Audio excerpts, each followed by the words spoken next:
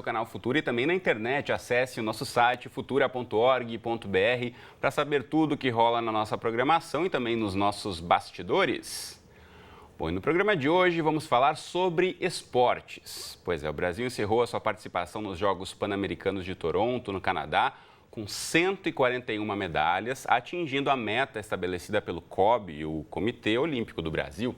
Ficamos em terceiro lugar no quadro de medalhas, atrás apenas de Estados Unidos e Canadá. Bom, e o medalhista de ouro está aqui no estúdio hoje. Temos a honra de receber aqui o patinador Marcel Stirmer, que é o primeiro brasileiro a conquistar 4 medalhas de ouro consecutivas em Pan-Americanos. Bem-vindo, Marcel. Obrigado pela presença. Eu agradeço. Uma honra reter você aqui. Bom, mas falta menos de um ano para os Jogos Olímpicos aqui no Rio de Janeiro. No programa de hoje, a gente vai discutir também a formação dos novos atletas. Para essa conversa, também recebo aqui no estúdio, conosco, está o representante do Conselho Regional de Educação Física do Rio de Janeiro, Cláudio Lozana, que é coordenador adjunto de saúde da Universidade Estácio de Sá, também foi atleta. Cláudio, bem-vindo à Conexão, tudo bem? Obrigado pelo convite, um prazer estar aqui. Obrigado a você pela presença. E você em casa, como sempre, também é nosso convidado, então aproveite aí para tirar as suas dúvidas, compartilhe essa história com a gente, mande mensagens, comentários e opiniões aí nas redes sociais. Já aproveito e mostro para você na tela. Vamos lá ao facebook.com/canal Futuro Oficial, está aqui para você a nossa página e o post aqui, ó, inclusive retweetando o Marcel Stirmer. Você pode curtir, comentar e compartilhar, deixando registrada aqui a sua questão, ou ainda, como eu já disse, no Twitter também está lá para você, @Canal Futura é o nosso perfil. Também tem um bom e velho telefone, se você quiser mandar perguntas aí, 0 operadora 21 2273 5020, número que está aí a postos da produção para atender a sua chamada desde já, mas já começa aqui o nosso bate-papo. Mais uma vez, bem-vindos os dois, obrigado pela presença. E como eu disse aqui, tem muito ouro aqui no estúdio, inclusive ao meu lado aqui, olha só quantas medalhas a gente tem aqui, que o Marcel trouxe para mostrar para a gente, as 4 dos Pan-Americanos, né? 2003... 2007, Rio de Janeiro, 2011, Guadalajara e a última agora, Toronto. E a última aqui. Bom, com certeza é uma longa trajetória de muito treino. A gente já falava um pouquinho antes de começar o programa para chegar a um resultado como esse. Mas eu queria ouvir de você, Marcel, como atleta, a gente sabe, né, que patinação não é um esporte tão difundido no país. Você olhar para trás nessa trajetória toda, você começou aos 6 anos de idade, o que foi fundamental para você como um atleta para ter conquistado tantas coisas? Cara, 2 coisas. O apoio da minha família, mas principalmente a minha dedicação. Desde o primeiro momento que eu botei patins no pé, assim, eu senti realmente que eu tinha uma facilidade maior do que os meus colegas, assim, de patinação. Mas nem por isso eu relaxei, foi o contrário. Eu peguei aquilo que eu tinha e trabalhei, inclusive, mais do que eles. Eu estudava e comecei a patinar num colégio de irmãs e sabendo que eu queria chegar um pouco mais longe que os outros, eu fiz amizade colégio com as de irmãs. Freiras católicas. Isso, Madre Bárbara, em Lajeado. Eu fiz amizade com as irmãs e todos os sábados e domingos, então, eu pegava a chave do ginásio, me trancava lá dentro e passava o final de semana treinando. Então, essa foi a minha infância, assim. Eu realmente me dediquei 100% ao esporte. Bom, agora, Cláudio, você também foi atleta e hoje em dia representa aí o Conselho Regional de Educação Física. A gente sabe que estamos, como eu disse aqui, há menos de um ano dos Jogos Olímpicos e muito foi prometido em relação a políticas públicas, ao incentivo ao esporte no país, desde que, né, o Brasil foi anunciado como sede desses Jogos Olímpicos aqui no Rio em 2016. Você que está acompanhando de perto, tem visto de fato políticas públicas que incentivem jovens, como lá o jovenzinho Marcel lá atrás poderia ter recebido algum incentivo? Infelizmente, o Brasil carece de políticas públicas para o esporte. Eu digo para o esporte pelo seguinte, eu acredito que para surgirem outros Marcéis, outros Gugas ou outros expoentes que nós temos no esporte, nós precisamos massificar esse esporte. E aí, quando a gente massifica, a gente consegue trabalhar as 2 pontas. Ou seja, eu vou conseguir tirar aqueles expoentes, aqueles garotos que estão ali, meninos ou meninas, que têm condições de representar, de se tornar um atleta. Porque se tornar um Marcel não é fácil. Não é fácil. Ele acabou de falar sobre toda a dedicação que ele teve, a superação e assim por diante. E o esporte de alto rendimento, ele é exclusivo. Ou seja, vai surgir um ou outro. Mas e aqueles outros tantos que ficaram pelo meio do caminho? Então, a política pública para o esporte, na minha opinião, é uma política pública que, se eu não conseguir formar o atleta, pelo menos eu formei o cidadão. E aí, mensurar essa formação do cidadão em 2 pontas, talvez, melhor em 3 pontas. 1, educação. Outra, segurança. Outra, saúde. Será que será que se eu investir fortemente uma política pública séria para a formação de atleta, para o esporte, quanto eu vou estar economizando em políticas públicas de segurança aqui na frente? Ou políticas públicas de saúde, eu vou estar melhorando a minha educação? É um conjunto. Então, não é muito simples. A gente, primeiro, na minha opinião, precisa se massificar para que a gente consiga tirar um ou outro. E ali nós vamos ter grandes valores, mas a gente não esqueceu dos outros. Porque, assim, quantos jovens estão aqui nas comunidades ao nosso redor?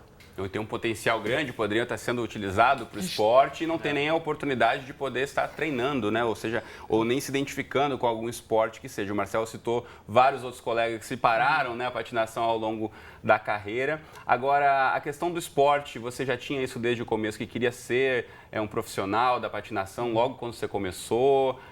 Ou pensava que podia ser algo mais para o lado do lazer? Não. Os meus pais foram atletas, né? Não atletas profissionais. Eles foram meio que barrados pelos meus avós depois de um certo tempo, de um certo nível, era uma outra época, né? E meu pai era do futsal e minha mãe do salto em altura. Então já tinha o esporte no Exato, cotidiano eu dentro de casa. cara, eu cresci ouvindo as histórias de pódio, de vencer, de derrota. E o meu pai falava como ficava nervoso antes de jogar, como não ficava e tal. Então, para mim, o esporte sempre teve uma conotação de competição. Então, eu sempre procurei isso. Eu me lembro de antes dos 6 anos, que foi a época que eu descobri a patinação, de passar por diversos outros esportes. Os esportes, assim, digamos, mais populares, né? Todos eu mandava bem, assim, conseguia, principalmente quando era esportes que eu fazia com as pernas, né? Eu tinha mais força nas pernas. Mas eu não gostava muito, assim. Aí eu ficava um mês no máximo e parava. Aí um dia os meus pais levaram, então, eu e meu irmão, para assistir um show de patinação, que era um esporte super popular no colégio que eu estudava, acreditem ou não. No Rio Grande do Sul tem muito isso. E assistindo o show, assim, quando o show começou, eu falei, tá, agora eu quero fazer esse. Aí meu pai, meu Deus, mais um esporte que ele vai ficar 2 semanas, assim. Aí eu fui com patins emprestados, sabe, super de boa, assim. E eles começaram, então, a ver que eu realmente queria continuar. Bom, mas é esse apoio mesmo que muitas vezes as crianças não têm, né, a chance de fazer essa experimentação, né, Cláudio? Então, a educação física dentro da escola, se bem implementada, poderia ser um espaço como esse? Então, quando a gente fala de políticas públicas, a LDB, a Lei de Diretrizes e Bases de Educação, ela não aponta que, para as crianças do 1º ao 5º ano, tenha que ter a obrigatoriedade do profissional de educação física ministrando aulas para elas. Então, a política pública tem que mudar a lei da educação. Por quê? O Marcel acabou de falar, eu pratiquei vários esportes até eu escolher pela patinação. O que é isso, na verdade? Ele aumentou o acervo motor dele. A criança, antigamente, brincava na rua.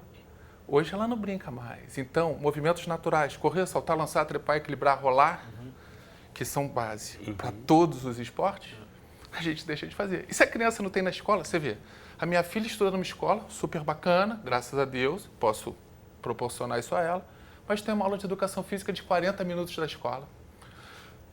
No Rio de Janeiro, a gente não tem isso. Tem professor de educação física na escola do município, do 1º ao 5º ano.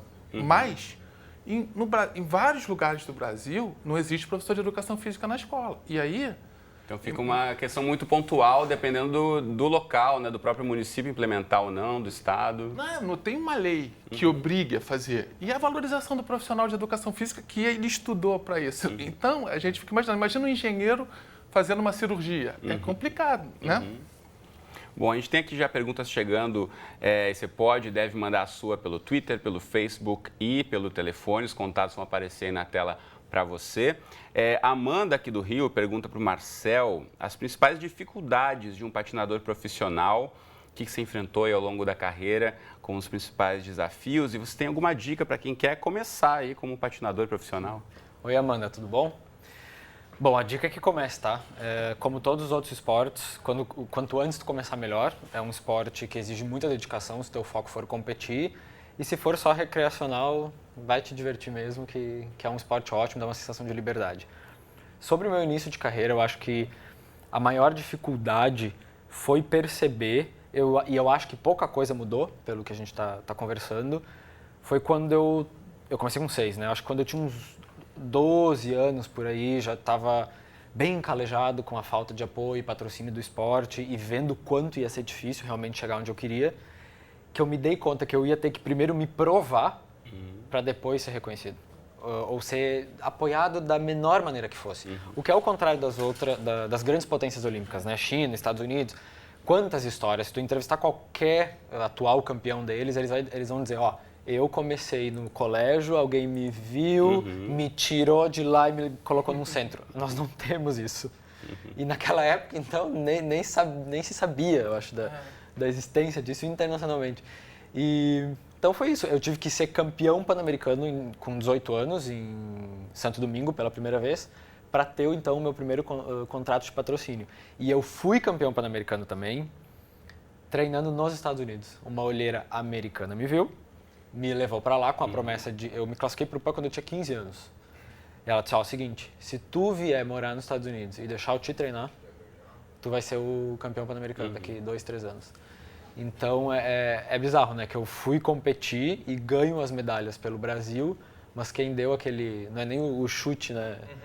Inicial, assim, mas a deslizada inicial, então foi um outro país. Foi um outro país. Aproveitando, deixa eu mostrar para você de casa aqui no site do Pan-Americano, site oficial toronto2015.org. Você tem aqui, né, toda a contagem de medalhas, o site oficial com muitas fotos de vários atletas. Se encontra, inclusive, aqui o perfil do Marcel. E aqui muito bacana a gente ver... Está aqui pequenininho na sua tela aí do lado direito, mas você vê aqui em primeiro lugar o Brasil, aí em cima, né, tipo de Argentina, Estados Unidos, Chile, Colômbia.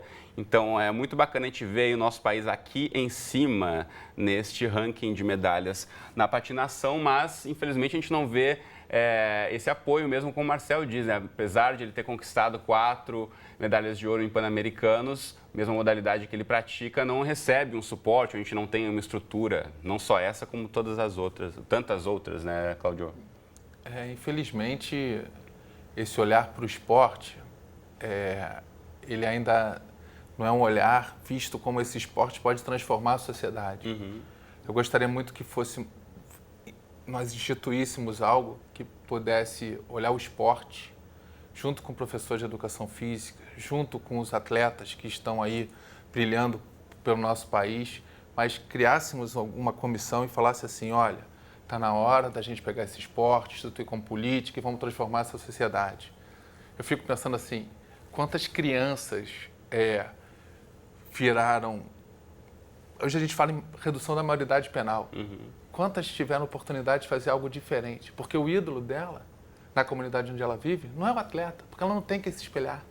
Ela tem, infelizmente, aquela pessoa que não é a mais legal para ela se espelhar.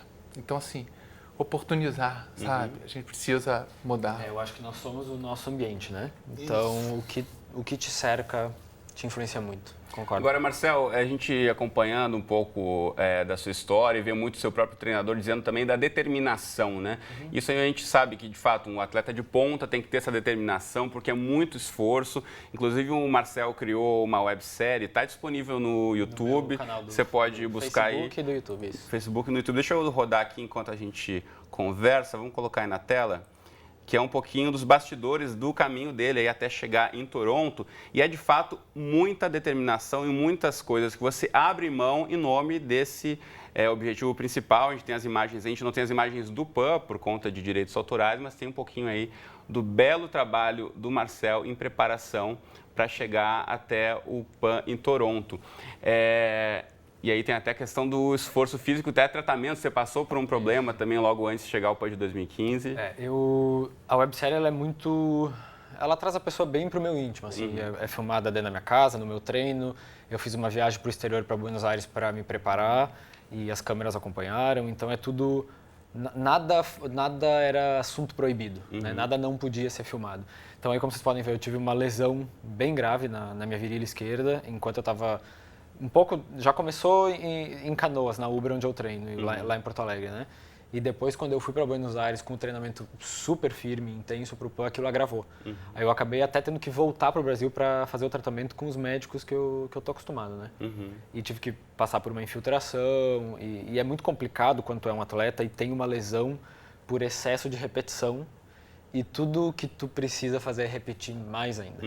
Então, tu não consegue curar ela naquele momento. Eu estava há 1 mês do PAN e a minha lesão era por excesso e eu precisava fazer mais esforços ainda. Então, te digo que é uma matemática bem difícil de fechar. Bom que deu certo, tá aqui, né? O ouro compensando esse esforço todo.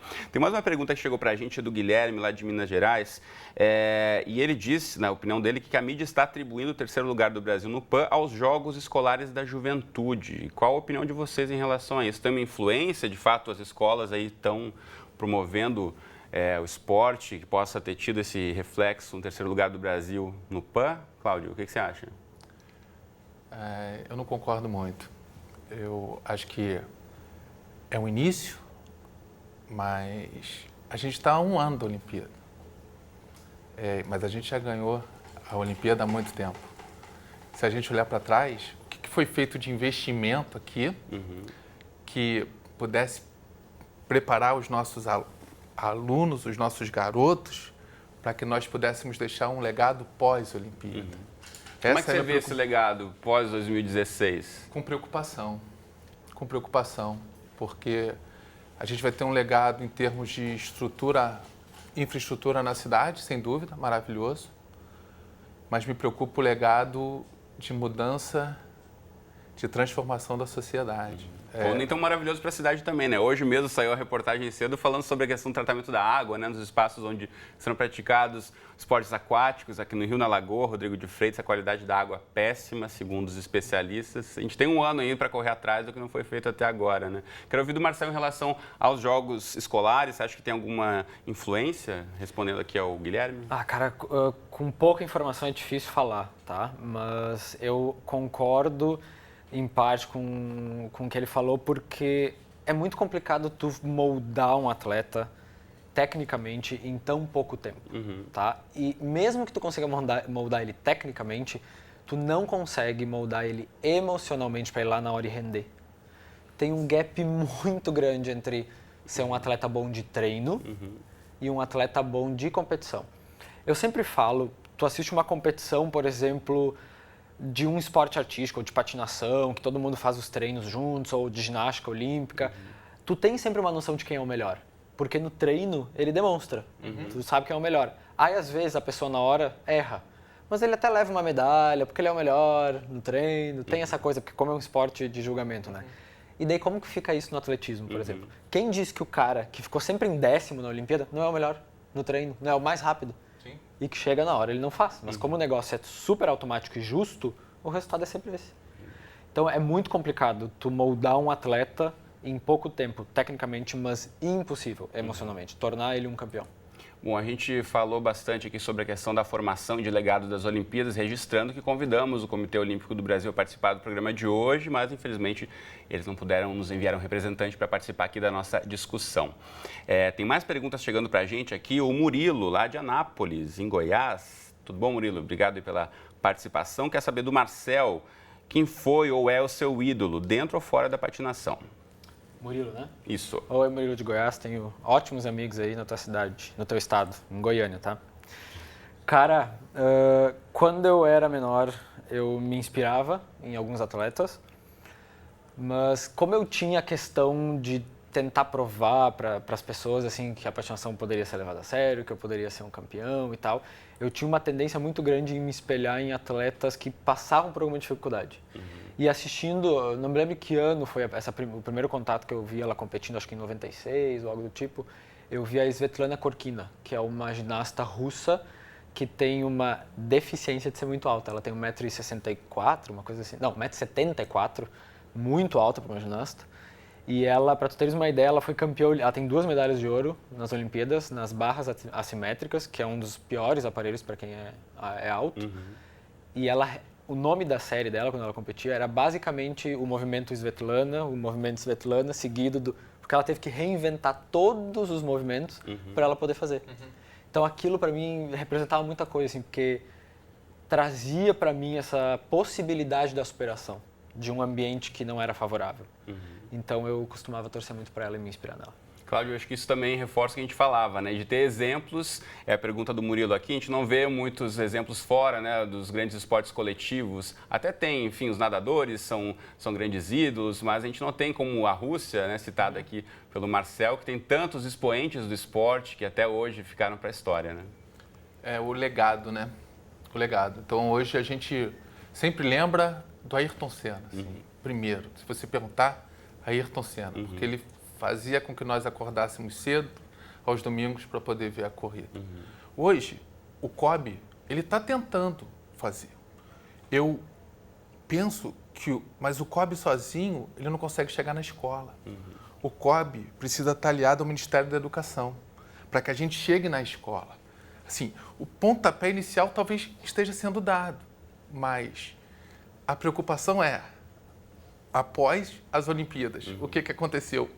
Quais serão... O Marcel, ele poderia ser exemplo, ele é exemplo, poderia ser exemplo para milhares de crianças, se ele estivesse na escola ali, podendo ir, mostrar, as crianças pudessem estar vendo os vídeos dele, as provas dele e assim por diante.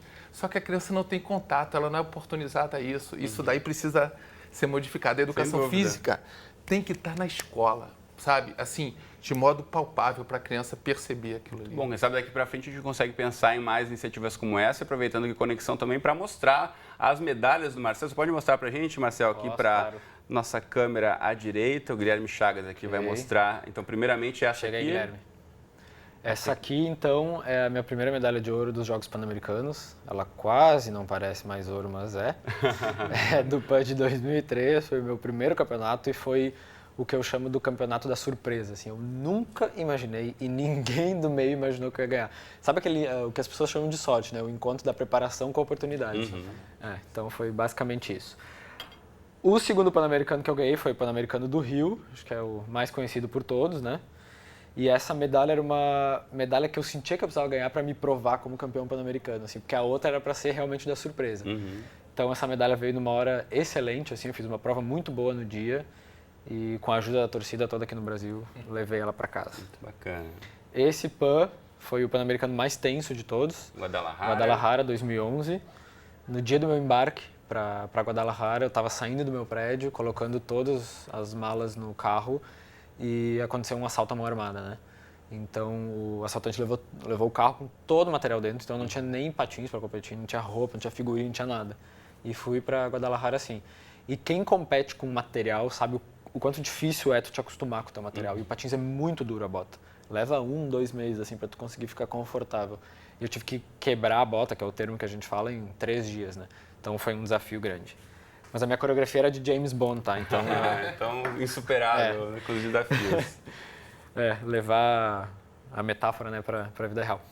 E essa, então, a última agora de Toronto, que foi... Opa, deixa eu virar um pouco aqui. Isso. Tá virado. E essa aí que foi a coreografia ao som de Beatles? Isso, som de Beatles. E foi, acho que, uma das, se não a mais importante, assim, porque as outras medalhas me deram um título pan-americano. Essa aqui me deu um título, mas me deu um recorde também. Então, acho que recorde de ser o primeiro brasileiro a ganhar 4 medalhas consecutivas em Pan-Americanos. Esse título ninguém tira, hein? Isso aí é pra vida, né, Marcel? Agora que só a gente já está quase chegando no fim do programa, voou nossa conexão de hoje, já tem mais perguntas aqui, não vou conseguir passar todas aos nossos convidados. Agora é o seguinte, aposentadoria aos 30 anos de idade, é isso mesmo? Não. Eu já estou pensando em aposentadoria, obviamente. Eu anunciei que eu encerro a minha campanha em Jogos Pan-Americanos. Não tem nada mais poético do que encerrar a história em PANs fazendo história. Claro. Então eu decidi que eu não vou mais para PANs. Mas eu devo fazer algumas outras competições, ainda não o calendário cheio. Mas é difícil eu falar que eu vou deixar as pistas, assim. Então, algumas coisas ainda vão... Ainda mais depois de uma história tão próxima ao esporte, né? Parte da sua vida tão importante. Verdade. O Cláudio também, como atleta, sabe como é difícil parar de praticar um esporte que se ama tanto, né, Cláudio? É verdade. A gente tem que se preparar para isso, né? Vai aos poucos. Acho que o Marcel está no caminho certo, uma história maravilhosa. Muito bom. Deixa eu aproveitar aqui e mostrar os sites para você de casa para ter outras informações sobre a nossa pauta de hoje. Formação de atletas. Primeiramente, Conselho Regional de Educação Física aqui do Rio, cref1.org.br. tá aí para você poder ter essas informações sobre o conselho aqui da região Rio de Janeiro e Espírito Santo, mas se você estiver em outra região do país, procure aí o Conselho Regional do seu estado, tá certo?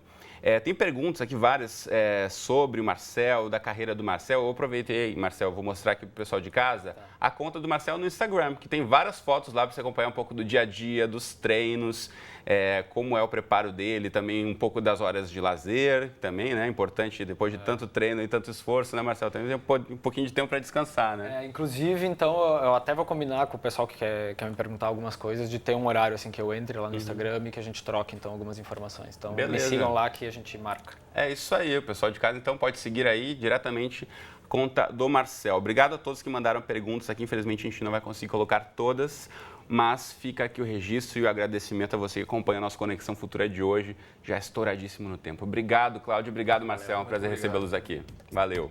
Você de casa, obrigado pela companhia de sempre. Te espero aqui ao vivo, de segunda a sexta, 2h30 da tarde. Novas exibições, 00:30, 7h30 da manhã ou ainda qualquer hora do dia e da noite, lá no site do Futura. Um abraço para você e até a próxima.